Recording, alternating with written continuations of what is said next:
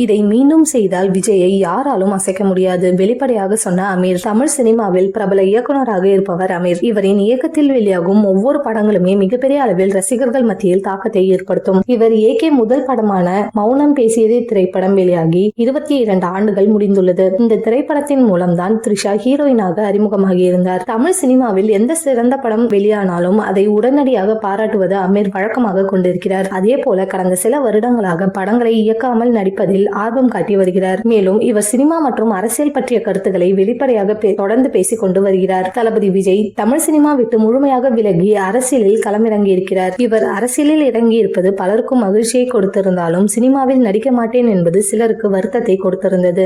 சமீபத்தில் இவருடைய கட்சியின் முதல் மாநில மாநாட்டை மிக பிரம்மாண்டமாக நடத்தி எல்லோரையும் அசர வைத்திருந்தார். இவருடைய கட்சி மற்றும் இவருடைய பேச்சை பற்றி அமிர்தனுடைய கருத்துக்களை வெளிப்படையாக பேசி வருகிறார். சமீபத்தில் விஜய் பேச்சுக்கு நேரடியாகவும் மறைமுகமாகவும் பதிலடிகளை கொடுத்து வருகிறார். திமுக போன்ற கட்சியினர் 3ஆம் தர பேச்சாளர்களை வைத்து விஜய் இழிவுபடுத்தக் கூடாது, அவருடைய கருத்துக்களை கருத்தால் நேரடியாகவே எதிர்த்து பேச வேண்டும். இதுபோல் விஜய் பற்றி தரம் தாழ்ந்து பேசுவதால் அது திமுகவுக்கு தான் பலவீனமாக அமையும் என்றும் வெளிப்படையாக பேசியிருக்கிறார். இதனை விஜய் ரசிகர்கள் அதிக அளவில் பகிர்ந்து வருகின்றனர்.